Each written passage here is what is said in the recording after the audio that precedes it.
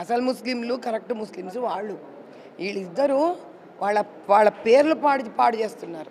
ముస్లింలందరి పేరు నాశనం చేస్తున్నారు. అక్బరుద్దీన్, అసదుద్దీన్.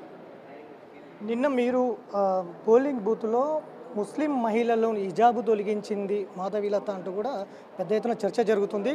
అక్కడ రఫ్గా బిహేవియర్ చేసింది మాధవీలత అనేది కూడా ఉంది. అది కూడా ఉంది. ఎన్నికల కమిషన్ మీద కేసు కూడా నమోదు చేసింది. నువ్వు రఫ్ అని వాడేసావు కదా, నువ్వు రఫ్ అని వాడా కదా, రఫ్ ఉందో లేదో చూపించాలి. నువ్వు వాళ్ళు చెప్తే వాళ్ళపై వీడియో చూపించమని, నేను రఫ్గా బిహేవ్ చేసిందా లేదా. మీకు జర్నలిస్ట్కి ఏముంది ఆ పని? ఎవడెవడ నోట్లోంచి ఏదంటే అది వచ్చి మమ్మల్ని అడుగుతారు. నేను ఫేస్ మాస్క్ ఎంత పొలైట్గా అడిగాను, అది చూపించి వీళ్ళకి ముందు వీడియో మాట్లాడి వేస్ట్. అసలు ఉండవే మీ మీడియా వాళ్ళు ఉన్నది పావలాది రూపాయి వేస్తారు మీరు. అసలు అంటే కర్ణాటకలో కూడా హిజాబ్ అంశం తెర మీదకి వచ్చింది. ఇక్కడ కూడా మీరు నేను కర్ణాటక అసలు మరి ఎట్లాంటప్పుడు దుబాయ్కి హిజాబ్ పెట్టుకొని పోరాదయ్యా, ఇమిగ్రేషన్ వాడు ఒప్పుకుంటాడా? చూడరాదు, ఒప్పుకుంటాడా? నువ్వు చెప్పు, నువ్వు చదువుకున్నావా లేదా ఎంతో కొంత? నీకు ఎయిర్పోర్ట్లో ఇమిగ్రేషన్లో హిజాబ్ తీయకుండా వాడు ఫోటో ఐడి చెక్ చేస్తాడా? నువ్వు చెప్పాయి ఆన్సరు. అంటే నువ్వు జర్నలిస్టే కానీ ఈ దేశానికి సిటిజన్ కాదా, నాగరికుడివి కావా నువ్వు? అంటే అధికారులు ఉన్నారు కదా, అంతా వదిలేవయ్యా.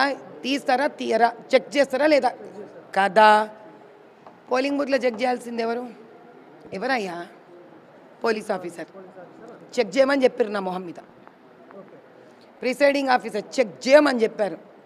మరి నేనేం చేయాలి? క్యాండిడేట్ని, ఫీమేల్ క్యాండిడేట్ని కదా, నేను మొగోడిని కాదు కదా.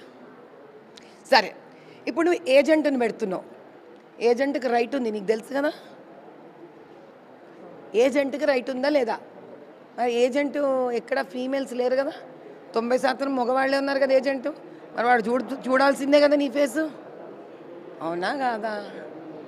అంతే కదా. నేను ఒక ఆడ మనిషిగా వినమ్రతగా అడిగిన, అమ్మా ప్లీజ్ అమ్మా, పోలీసు వాళ్ళు చూడట్లే, ప్రిసైడింగ్ ఆఫీసర్స్ చూడట్లే, ప్లీజ్ అమ్మా, ఇది రూల్ తల్లి. వాళ్ళేమనలే. ఇంతకీ తమాష ఏంటంటే ఆ ముస్లిం ఆడవాళ్ళు ఏమనలే. నేను రిక్వెస్ట్గా అడిగితే వాళ్ళు పాపం ఐడి కార్డు చూపించిండ్రు, మాస్క్ ఓపెన్ చేసి చూపించిండ్రు. వాళ్ళు అవునమ్మా కరెక్టే చూపించాలన్నారు. నేను థ్యాంక్స్ అమ్మా అని చెప్పిన. ఇది హ్యాపీగా వీళ్ళు వేసుకుంటున్న స్టోరీలు ఇవి. ఎందుకు వీళ్ళ స్టోరీలు వేసుకుంటే ఎఫ్ఐఆర్లు బుక్ చేస్తే వాళ్ళకు మంచి హ్యాపీనెస్ అనమాట. ఏదో నన్ను బెదిరించేసి భయపట్టిచ్చేస్తామని.